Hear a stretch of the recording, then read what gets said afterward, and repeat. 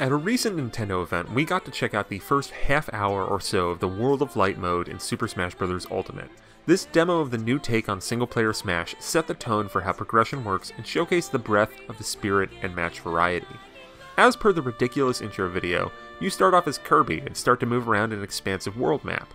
The first section is relatively straightforward, not posing a threat on the normal difficulty that I played it on. After a few events that rewarded spirits, you take on a possessed Mario, and after defeating him, you can then choose Mario as a fighter as well. The branching paths then introduced a choice between unlocking Marth, Sheik, or Villager. I went with Villager, adding him to my roster after defeating the possessed version of him.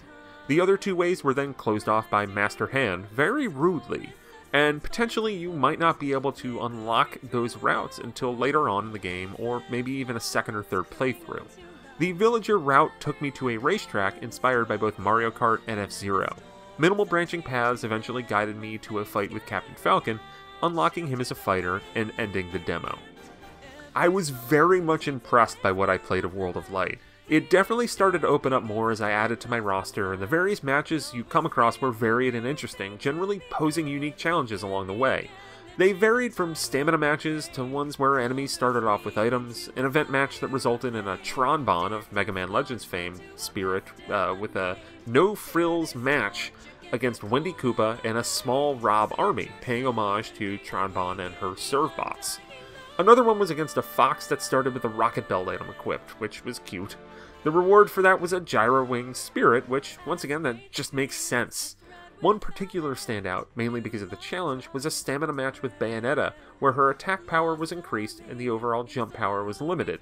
I had to cultivate the right build of spirits that up my stamina and specific attacks to give me an edge.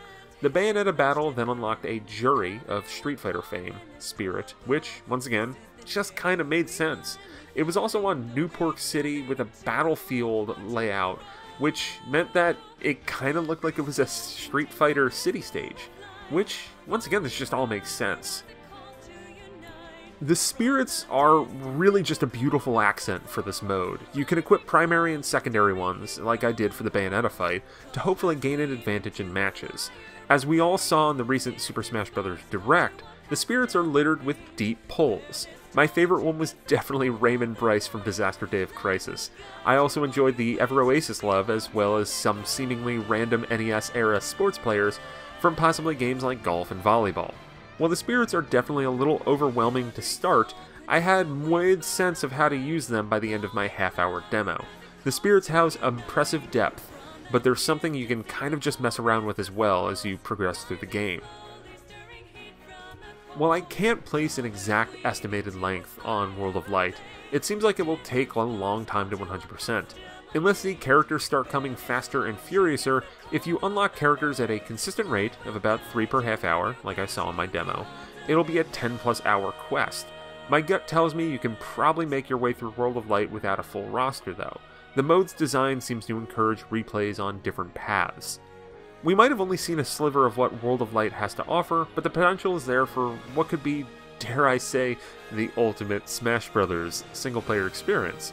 It's hokey to say, but it really does seem like it could be the best aspects of Smash Bros. Single-player modes all rolled up into one with some immense flourish. This will likely be the first thing I do when I get Super Smash Bros. Ultimate, unless I have some friends over to play multiplayer first. However, World of Light isn't the only place where you can gain spirits in bulk. Another mode is playable that Nintendo reps refer to as Spirit Board. Clicking into it opens up an array of spirit matches, ranked from Novice to Ace, and I think there were even some legendary ones in there too.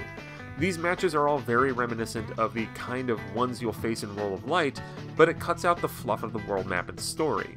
All characters you have unlocked are available to use, and you can also tweak your character by equipping spirits. What's super cool about Spirit Board is it offers a mode that is easy to jump into and provides an immediate quick hit of Smash Bros. Fun. I realized when recently revisiting Super Smash Bros. For 3DS that outside of multiplayer matches, it wasn't really that engaging to hop in and screw around with. Smash Run was the closest to that kind of experience, but that still requires a few solid minutes of focus. Spirit Board seems perfect for playing a few quick matches when you only have like 10 minutes. I don't know how many spirits are available or how many different types of matches they are featured in, but conservative estimates place the amount of spirits north of 500. If you have 500 of these types of matches across various modes, even if you repeat some eventually, that's still a ton of variety that could be worth revisiting when you want a dose of Super Smash Bros. Fun. As far as the types of battles, it's the loving franchise references you have come to expect from Smash Bros. A personal favorite of mine was a match against Diddy Kong and Wario that resulted in a salsa spirit from Mother 3. Wario naturally represents Facade, and banana peels are plentiful on the stage, which was Gerudo Valley from The Legend of Zelda Ocarina of Time, which once again makes sense with Salsa and Facade and Mother 3. Another was a match against a blue K. Rool on a Fire Emblem stage that netted a Draug spirit when defeated. Even Game Freak's 3DS eShop game Harmonite got some representation with a Tempo spirit on the Pac-Land stage that had flourishes like reflected projectiles doing more damage. I really hope that Pocket Card Jockey is represented in this game somehow. That would be wonderful. Totally wonderful. I can absolutely see myself getting lost in the Spirit Board mode, like I and several others did during the demo event. The references are cute and the matches are fun. Hopefully it has the variety to stay fresh over a long period of time. So that's where you're probably going to find the most spirits in Super Smash Bros. Across the World of Light Adventure Mode, which is a perfectly long adventure game with a world map and tons of matches to choose from. And then you also have Spirit Board, where you can just kind of hop in, play some spirit matches, get some new spirits, and move on with your day. Super Smash Bros. Has a lot of variety in these two modes, and it hopefully will all come together and coalesce into a wonderful game when it comes out on December 7th. This is Neil Ronahan from Nintendo World Report TV. I hope you enjoyed this look at World of Light and Spirit Board. If you want to see some more Super Smash Bros. Content, check out the rest of the channel, and stay tuned for more, as we're just a few short weeks away from Super Smash Bros. Launching. Thank you, and have a great day.